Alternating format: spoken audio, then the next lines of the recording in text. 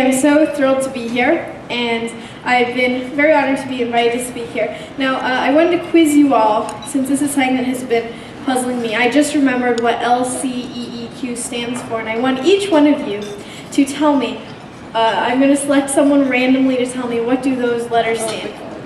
Okay, no, I'm joking. I just wanted to make sure everyone was paying attention. There's nothing to get people to sit up in their seats like striking fear into their heart.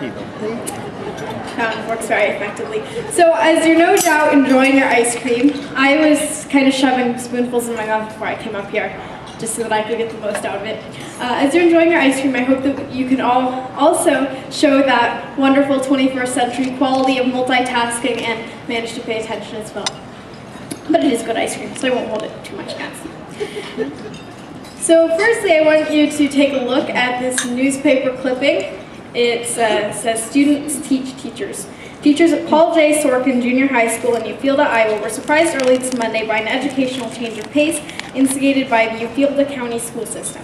Instead of students filing into classes to hear this teacher's lecture at the head of the class, teachers found themselves being herded into classrooms where young people lectured and assigned homework to the dumbfounded grown-ups. Students infiltrated the PA system, coached the day's sports, and managed all extracurricular activities. "It was a surreal experience," said one teacher when asked to describe her day. I know that this sounds incredibly strange, but students teaching teachers, however, may not be such an isolated occurrence. Here's a close-to-home example. The link to share, announce an attachment, and even publish it as a webpage. That's your question. It's like talking to ninth graders, only who know more than me. So in this case, my students are teachers. In both of the examples that you just saw, I was on video conference talking to groups of teachers in each case. Whether about technology or about learning from students or whatever the topic was, I have done a lot of these speeches over video conferencing to teachers as well as students. At this conference, the idea of the student as teacher seems to be catching on. I'm not sure how many of you were reading carefully through the program or who maybe attended the presentation, The Student as Teacher Comprehension, Instruction, and Board Games by John LeBlanc, which I actually went to and it was very fun. So this idea of students having something to teach teachers is definitely becoming more popular. But some of you, and you know who you are, might be thinking along the lines of, well, it's really not good. It's messing with the natural order of the universe. It's going to have some disastrous effects. But my way of thinking is this. Just as it's good to hear two sides of the issue, your parents might have always told you, step into someone else's shoes, etc., then it's a good idea to be able to see from both sides of the classroom. I don't think we can truly understand learning and teaching until we step into someone else's shoes. These are appropriately selected to be. They're one of the most popular brands among students as far as I know in my area. So the insights we can learn from, when you learn from your students, when you ask your students, what is your perspective on your education experience, and try to be a student and understand your own learning process, the insights that you take from that will help you form the education systems of the future. We've heard today quite a lot about how much catching up education has to do when it comes to technology. And I think it's not just education either. All of you might have had your kids help you with technology. You might have seen your kids talking about, I did this on my iPhone, I did this on the computer, etc. And I know that society often belittles the whole over 40 age group when it comes to technology and technology use. Maybe 30 over. When someone, 25 over. I'm not really sure about when it starts. This is from an anonymous source. She's not here today, but I do know her.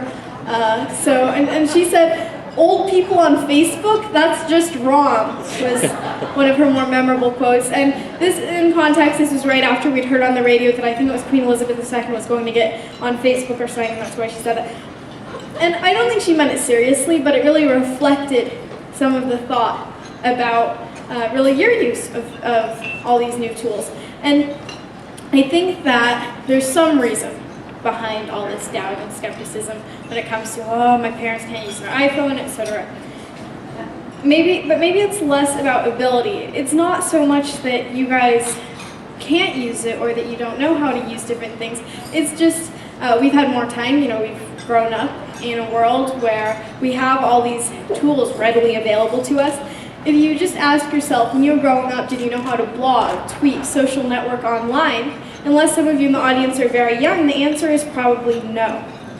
With new technologies like cell phones, iPods, and the internet, students like me live in a world that is increasingly technology-driven. We've heard a lot about this already today. Could you have predicted 20 or 30 years ago that the word tweet would become common usage and that friend would become a verb? Put on your student hat and imagine that you're someone my age. Already in 13 years, I've seen quite a few things. I've seen the switch from VCRs and videotapes to TiVos and DVDs. My generation has grown up with all these things like cell phones, internet, email, calculators. And during the protests recently in Iran and also in Egypt, you saw how these protests, they were organized on Facebook, they were organized by email, instant message, and even during the protests in Iran, then a lot of the news sources were getting their information from Twitter and Facebook and email, the eyewitness reports of the 21st century. I know that Ian Jukes has already said quite a bit of this, so I'm going to spare you. I actually had some very nice statistics about how many careers people my age would have growing up, but you kind of stole my statistics there. If there's one thing that makes a really shocking presentation, it's statistics, because those always come in handy whenever you need them. But instead, I'm going to just tell you a little bit from my own experience. When I actually took a couple classes last semester at my local school, in addition to the ones I already take online. And even though we are in the 21st century, and you might think, well, we have all this amazing technology, etc., my educational experience going to regular school was, I'm sitting down in a chair, I'm listening to the teacher, and that's class. And you might wonder, what's so wrong with this? Why can't we still pave the same path as we did 100 years ago? I mean, some of our greatest thinkers came out of that education system. But I would argue that because we're preparing students for this really new world in an age of global connections, a lot of people talk about, well, there's so many people who will be competing, and I think it's very true. Canadian students aren't just going to be competing with other Canadian students, and American students aren't just going to be competing with other American students. It's going to be China and Singapore and Russia and England and all these other countries. And if any of you listened to Barack Obama's State of the Union, it probably won't be very relevant to you guys, but I know I was tuning in, and you wouldn't believe how many times China was brought up, all these other countries were brought up as competition. And in this age of global connections, then our students like me, the students that I see every day, they're very diverse in how they learn as well as ethnicity. So the 21st century, as you all know by now, has brought so many innovations when it comes to technology, transportation, how we get our information. And when it comes to learning and teaching, I truly believe that it's time to catch up to us and the 21st century. Being on both sides of the classroom means using the tools that matter to us and using approaches that work. We know that we can create this innovative classroom with the help of technology, but when it comes to technology, you might ask, well, who's going to help me? And even I ask that sometimes, setting up this presentation, going to conferences, there's always tech support, there's always, this needs to be set up, these speakers have to be a certain way. And if you imagine a world without assistance when it comes to technology, it might be kind of utter chaos. So technology is kind of daunting sometimes. But I would put this forth. Raise your hand if you've ever asked a kid to help you with a piece of technology you weren't sure about. I see a lot of raised hands. There's your answer. There's our new tech support. Not so much to take away the jobs of already competent adults in that area, but just as a way of showing that you're learning from kids. You're learning a lot from kids. As I said in my introduction, we've had technology since the day of our birth, and it's a commonly accepted reality that we can be more skilled with certain tools.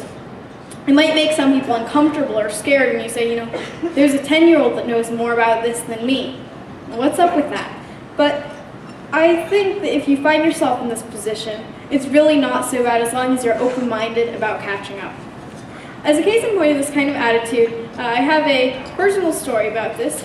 This is my dad, John Speedhawk. He's not here, but he's been interested in Facebook for some time now. He never found the time to set up an account, but more recently, he decided to, last October actually, he decided to go ahead and join the social network. And what's so interesting about my dad being on Facebook is that usually it's my sister and I who are asking him all the questions. What's the deal with ionic and covalent bonds again? How exactly do I solve this inequality? You get that, but now it's him who's asking me, how do I post on someone's wall? How do I write a message on Facebook? Not make that simple, but things like that. And it's nice for once to be able to teach my dad something.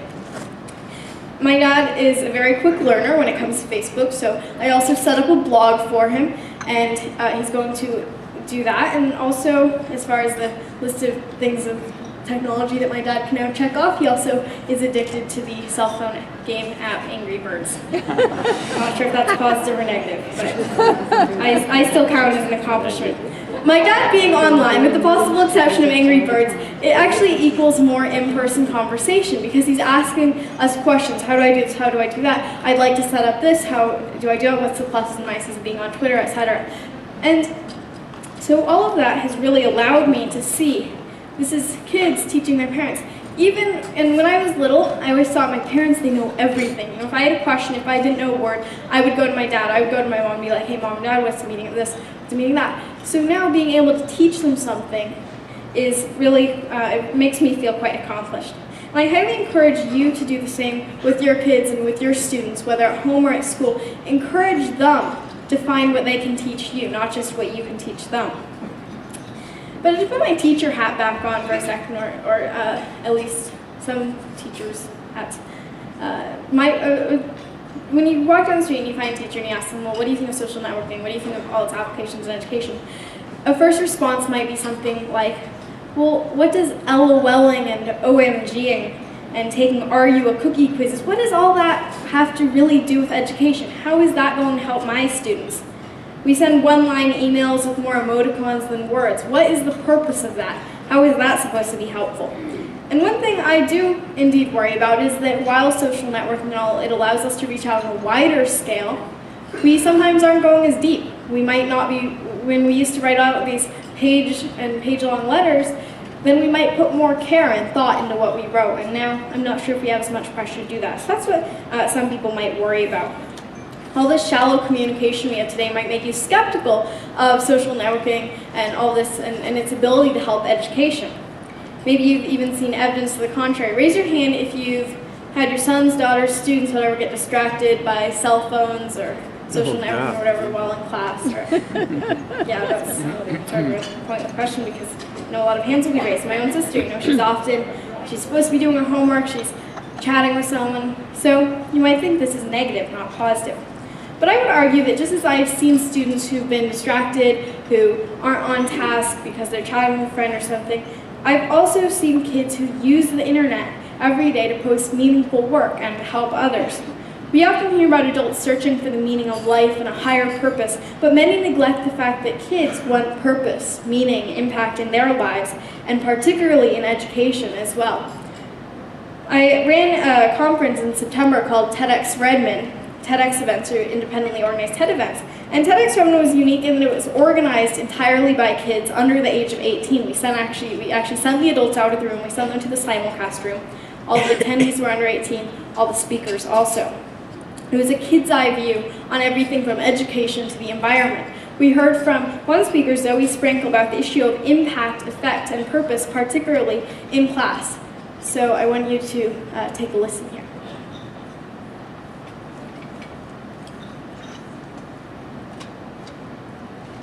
Could we have sound?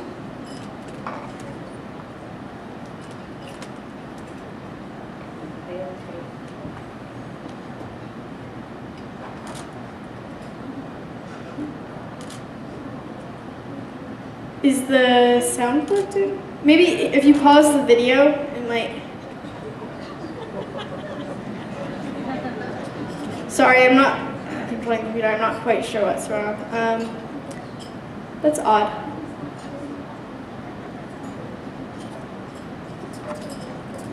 Here, let me.